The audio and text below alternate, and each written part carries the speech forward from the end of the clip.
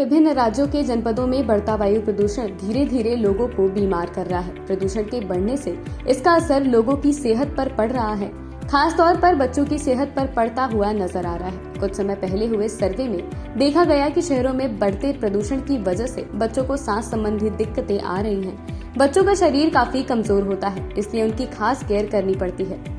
मौसम परिवर्तन और पराली जलाने की घटनाओं के कारण गिरती वायु गुणवत्ता देशवासियों के लिए चिंता का विषय बन गई है।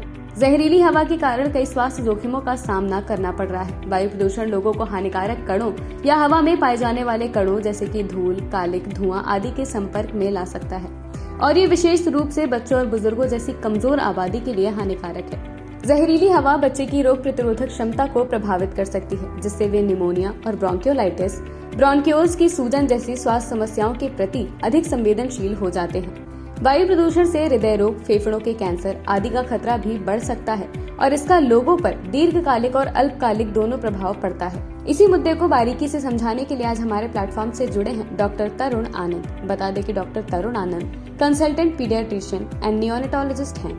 लखनऊ स्थित आनंद केयर क्लिनिक में कई वर्षों से अपनी सेवाएं दे रहे हैं।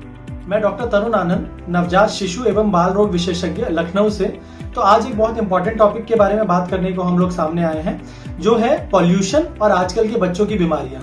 इनमें कैसे संबंध है, प्रिकॉशन क्या ले सकते हैं हम, इन सब चीजों के बारे में आज बात करेंगे। देखिए, पॉल्यूशन आजकल की जनरेशन में बढ़ता जा रहा है बिकॉज ऑफ मल्टीपल चीजें। जितनी इंडस्ट्रियल चीजें हैं वो बढ़ रही हैं, जो सड़क पे गाड़ियां हैं वो बढ़ रही हैं, पॉल्यूशन जो फैक्ट्री इंड्यूस्ड है या सारी चीजों से रिलेटेड है, पॉल्यूशन बढ़ता जा रहा है। तो बच्चे में इम्पैक्ट पॉल्यूशन का आना तब से स्टार्ट हो जाता है जब से बच्चा माँ के पेट में है, क्योंकि मदर जो हवा ब्रीथ कर रही है उसमें पॉल्यूशन है, एयर इरिटेंट्स है, जिसकी वजह से हमें प्री मैच्योर बच्चों का वजन कम होना और डेथ होने की चीजें भी मिल रही हैं नवजात शिशु में। जो बड़े बच्चे हैं उनमें अगर स्टार्ट किया जाए तो मोस्ट कॉमन है रेस्पिरेटरी इलनेसेस, जो पॉल्यूशन की वजह से ट्रिगर होती है और बढ़ती है, खासकर जिसमें अस्थमा आता है। यही पॉल्यूशन बच्चे की सांस बार बार बढ़ना, खांसी आना, सांस फूलना और निमोनिया तक में बदल सकता है, जिसकी वजह से बच्चों को अक्सर आईसीयू की जरूरत भी पड़ जाती है। इसी में एक दूसरा भाग है एलर्जिक राइनाइटिस।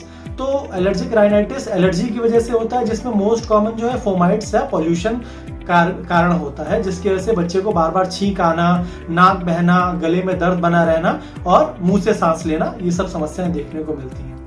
जो बच्चे स्किन एलर्जी से पीड़ित हैं उनमें भी ये पॉल्यूशन या तो उसको ट्रिगर करता है या स्किन डिजीज को इंक्रीज करता है। पॉल्यूशन की वजह से एटोपिक डर्मेटाइटिस हमें देखने को मिल जाता है अक्सर बच्चों के अंदर। इसी तरह से बात की जाए तो डेवलपमेंट के बारे में अगर बात कर जाए, बच्चे के विकास, जो सोशल डेवलपमेंट है, जो बिहेवियरल डेवलपमेंट है, उसमें भी पॉल्यूशन की वजह से काफी डिले आ रहा है और इसकी वजह से भी काफी समस्याएं उत्पन्न हो रही है। अगर बात की जाए एक बहुत जरूरी चीज विटामिन डी, जो हमारी बॉडी के बोन ग्रोथ के लिए बहुत इंपॉर्टेंट होता है, तो अक्सर ये देखने को मिलता है जहां पॉल्यूशन जिस सिटी में ज्यादा है वह धूप की किरणें अक्सर जमीनी स्तर तक बच्चों तक नहीं पहुंच पाती, जिसकी वजह से विटामिन डी डेफिशिएंसी होने के चांसेस भी रहते हैं।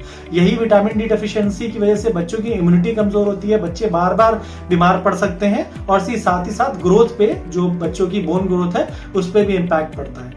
देखा जाए तो कई सारी बीमारियां रिलेटेड हैं इस पॉल्यूशन से, तो इनमें से मेन चीजें ये थी। अब इसमें बात आती है प्रिकॉशन की। प्रिकॉशन हम अपने बच्चे को कैसे ले सकते हैं? ध्यान रखिए, पहली शुरुआत अपने घर से करें।